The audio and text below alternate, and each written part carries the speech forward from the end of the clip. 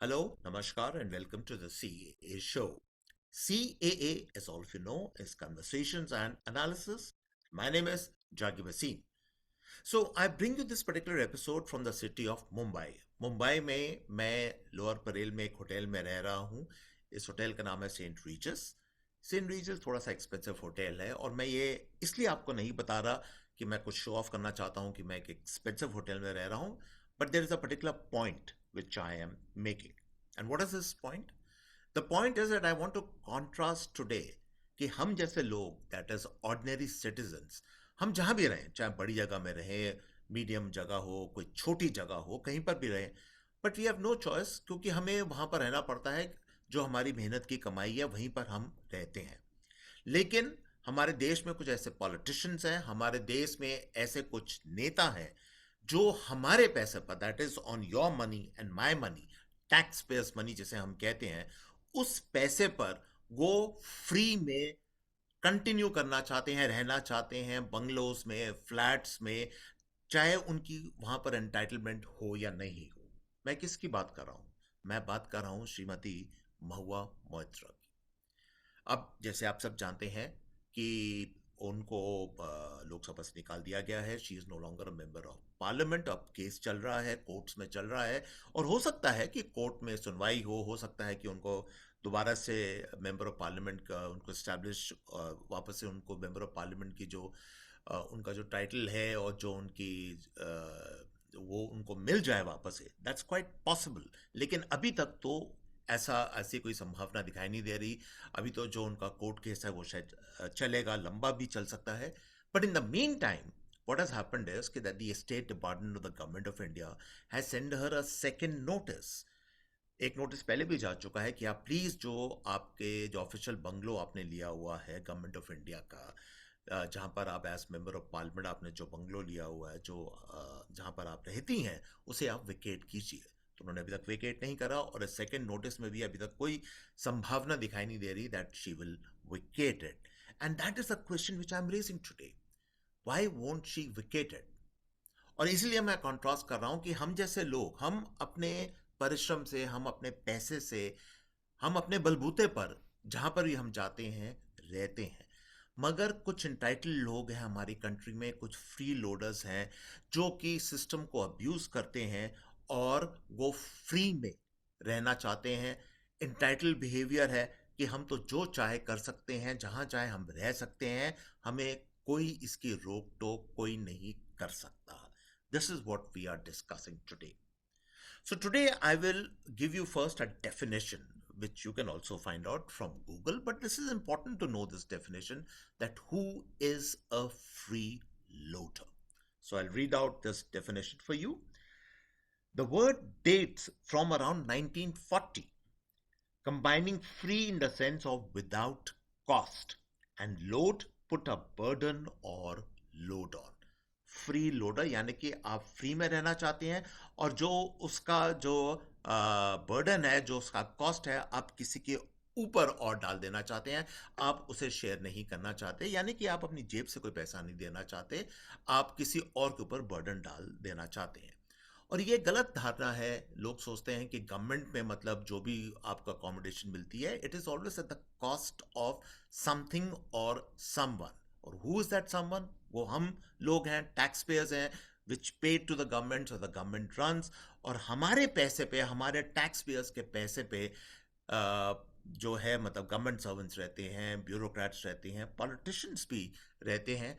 And that is a point which escapes Mahua Moitra. And look at the irony of it. Look at the shocking part of it. That Mahua Moitra is not an uneducated person. She's a highly educated person. She speaks very well, as we all know. She's a very good communicator. But above all, she has been a corporate person. यानी ये एक ऐसी personality है जो कि corporate company में, well known corporate company में काम कर चुकी हैं.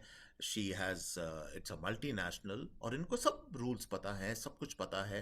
अकाउंटेबिलिटी का क्या मतलब होता है, इन सब चीज़ों के बारे में उन्हें पता है. And the same person who becomes a politician, who becomes a member of parliament, and now she's no longer a member of parliament because she has been expelled from the Lok Sabha, that same person abuses the system and refuses to vacate her official bungalow. How fair is it? क्या ये बात सही है? आप अपने politics करिए, आप अपने पॉलिटिक्स खेलिए, जहां पर आप पॉलिटिक्स खेलना चाहते हैं जरूर करिए, किसी ने आपको मनाही नहीं करी, बट एट हुज कॉस्ट? आप अगर उस बंगलों में अगर हिलने नहीं है तो आप क्या चाहती क्या है?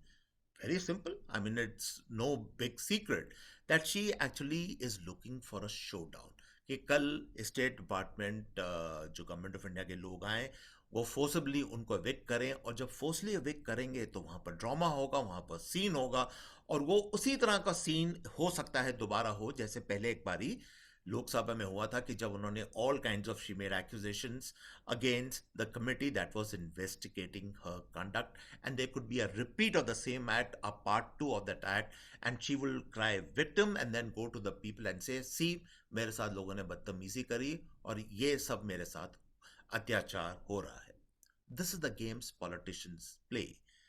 अब मैं समझ सकता हूं to some extent, I mean I am not even justifying that. कोई बहुत ही जिसे कहते हैं अनएजुकेटेड इंसान होता जिसको जिसने ज़िंदगी में कहीं पे ढंग से कभी काम नहीं करा, या जो कि मतलब a free loader kind of person, may be उसका बिहेवियर आपको शायद समझ आ सकता है कि वो इस तरह की हरकत करे, but not her. She is a highly educated person. She has worked in a multinational. She is a corporate person. She knows about, as I said before, about accountability. और यही इंसान अब जो है, एक चीज अब आपके पास नहीं है. चल हो सकता है कि आप कल केस जीत जाए और आप दोबारा मेंबर ऑफ पार्लियामेंट बनकर वापस आ जाए. Fair enough, absolutely okay. मगर अभी तो नहीं है ना आप.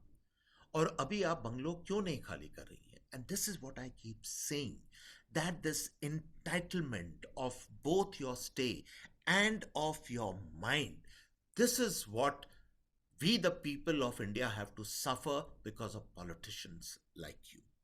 ये चीज हमें याद रखनी पड़ेगी.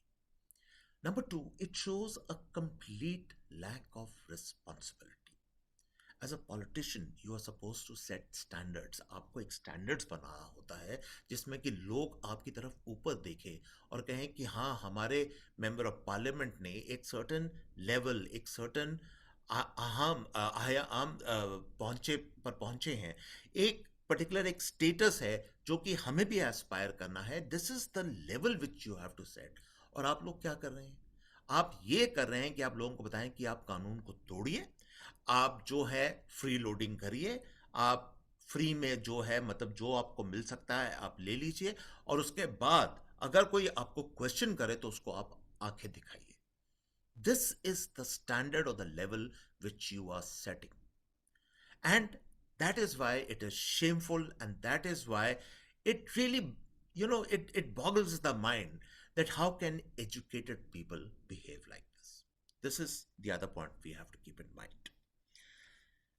उसके बाद मुझे कहना पड़ेगा यहाँ पर कि ये पूरा वाक्य जो है, this shows a certain moral corruption of the mind. और क्या है ये? चाहे आप किसी से घूस लें या ना लें, वो सबकी बातें हैं, और वो पूरा उनके पास जो केस चला था, उन्होंने जो बैग्स लिए थे बिजनेसमैन से, वो पूरा किस्सा हमें पता है, और जो गिफ्ट्स लिए थे, that's another part of it. Those are physical bribes which is being investigated, और उस पर केस भी चल रहा है. मैं उसकी बात नहीं कर रहा. I am talking of the corruption of the mind. Corruption of the mind क्या होता है? करप्शन ऑफ द माइंड यही होता है कि जब एक चीज आपकी जो मतलब जिसे कहते हैं, जब आपका एक टेन्योर चीज एक खत्म हो गया है, तो फिर आप चाहे वो गाड़ी हो, बंगलो हो, नौकर चाकर हो, चाहे कुछ भी हो, आप उसको अवेल कैसे कर सकते हैं? How can you do that? By all means, the courts clear you, you come back, you become a member of parliament, and you take all those perks and privileges जो आपके होते हैं, आप उसे वापस लीजिए. कोई, there's nothing wrong with that. लेकिन अभी तो नहीं है ना आपके पास legally.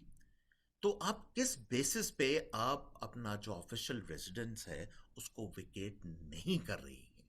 That's the question to be answered. And this is the question, in fact, they go the opposite way, these politicians, where they defy and they on your face they say नहीं खाली करेंगे, जो करना है आपने कर लो. And this is the example they are setting for their constituents. आप क्या एग्जाम्पल सेट कर रहे हैं लोगों के लिए? आपकी एक सर्टन हायर लेवल होना चाहिए, एक आइडियलिज्म होना चाहिए, एक मॉरल स्टैंडर्ड होना चाहिए which you should be setting for your constituency. And what you are doing is the exact opposite of that. And that is why I say it is shameful behavior. And finally, और ये बहुत important point है जिसके बारे में थोड़ा सा बात करना चाहूंगा. What does it at a larger and a deeper level? What does this entire episode tell us? It tells us that it is nothing short but a betrayal of a member of parliament's constituency. आपकी जो constituency है, आपके जो लोग हैं, both men and women, उन सब ने आपको वोट करा, उन सब ने आपके लिए वोट डाला, उन सब ने आपको इलेक्ट करा as a member of parliament, उन सब ने आपको लोकसभा में भेजा. किस लिए? इस बिहेवियर के लिए? No, I am sorry, not for this, but to showcase, to talk about, to put forward the problems of their constituency. वो चाहते थे कि आप जैसे हैं एक अच्छी रिप्रेजेंटेशन दें, उनके जो इश्यूज हैं, उनके जो प्रॉब्लम्स हैं, and not that you make it a personality or a personal issue where you are all over the place, all over the media, on all television channels, playing victim and making it as a case of a personal bias or a personal vendetta against you, which is not the case. आप जो आपका परम धर्म है, परम धर्म क्या है पॉलिटिशियन? कि आपको अपने कंस्टिट्यूएंट्स की सेवा करनी है, आपने उनका इंटरेस्ट को ध्यान में रखना है. Their concerns, their problems have to be uppermost in your mind. That is what you always have to remember and keep in mind all the time, and not your personal issues.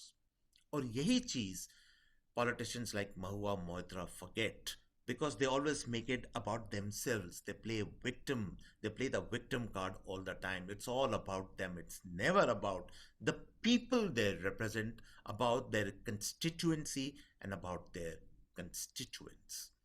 और यही मुझे लगता है कि हमारे देश का दुर्भाग्य है. This is the great tragedy of our country, that we are saddled with politicians like this who just keep thinking of themselves, their own self-interest, their own self-development, their own personalized issues. They don't think of the people they represent, and that is why, as I said, it's a great tragedy which we see unfolding right in front of our eyes. So, on this slightly sober note, I come to the end of this particular episode of the CAA show. I hope you like this particular episode. You like our show. Do subscribe to us. All you have to do is to press that red button on your screen. Do join us. Subscription is, of course, completely free, and we will keep bringing you thought-provoking new interpretations of the issues of the day. Goodbye and cheers from my end.